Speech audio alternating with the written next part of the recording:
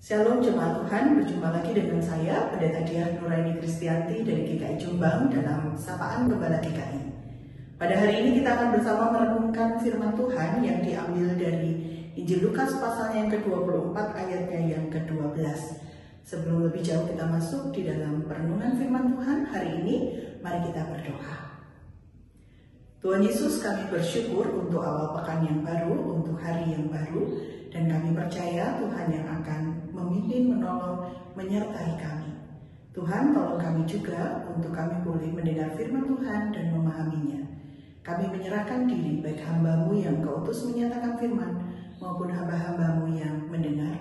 Di dalam nama Tuhan Yesus kami menyerahkan diri. Amin.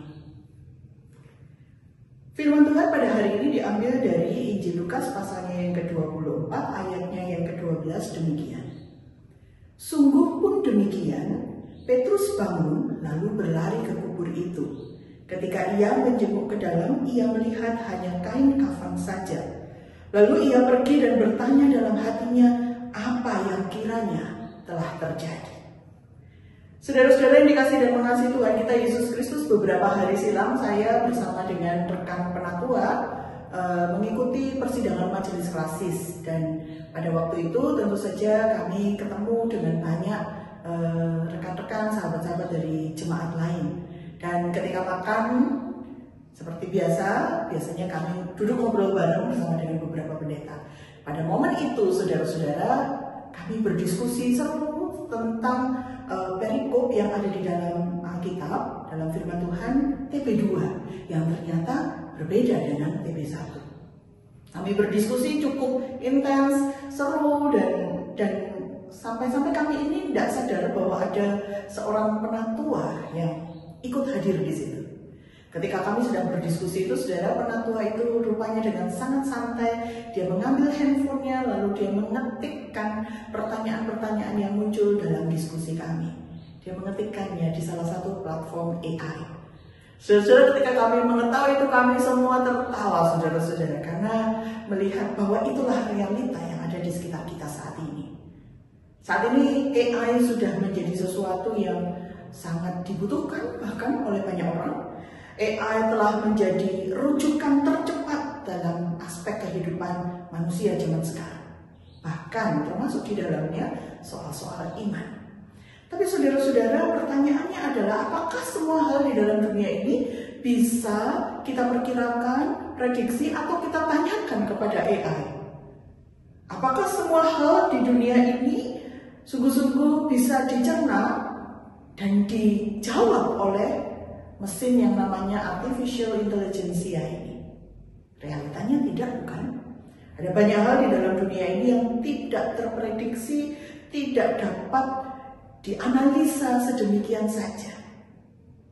Kita tahu bersama ada banyak juga perkara-perkara yang tidak seperti yang terlihat. Sama seperti Petrus yang tadi kita baca, saudara. Dalam Injil Lukas pasal 24 ayat 12 diceritakan bahwa saat itu Petrus itu sudah mendengar kesaksian dari para perempuan yang pergi ke kubur bahwa Yesus bangkit. Namun rupanya hatinya masih diliputi oleh keraguan, hatinya masih tidak percaya. Namun meskipun dia tidak percaya, dia toh tetap berlari menuju kubur itu dan memeriksa di sana.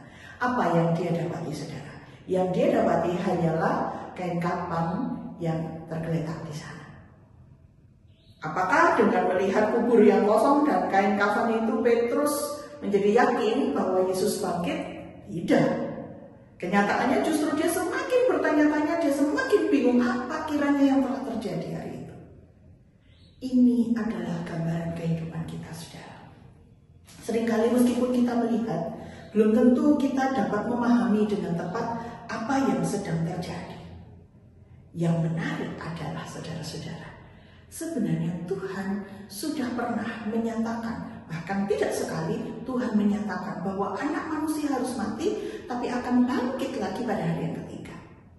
Kalau saja Petrus dan teman-temannya mengingat itu, maka mereka tidak akan jatuh kepada kebingungan.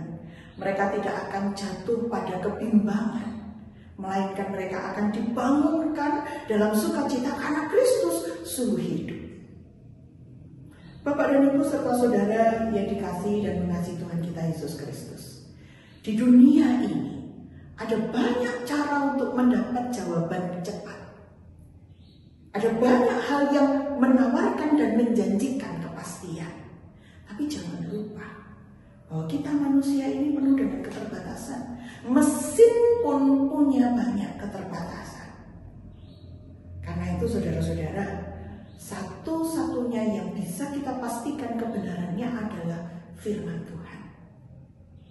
Seperti Petrus ketika dia menghadapi badai, dia dan teman-temannya menghadapi badai. Dia merasa kebingungan dan tertutup ingatannya akan firman Tuhan. Kita pun seringkali juga demikian. Ketika kita berada di dalam keadaan yang berat, ketika kita sedang menghadapi badai hidup kita, kadang-kadang kita mendapati kita tak ingat lagi akan firman Tuhan. Padahal apa yang dinyatakan dalam firman-Nya pasti akan digenapi.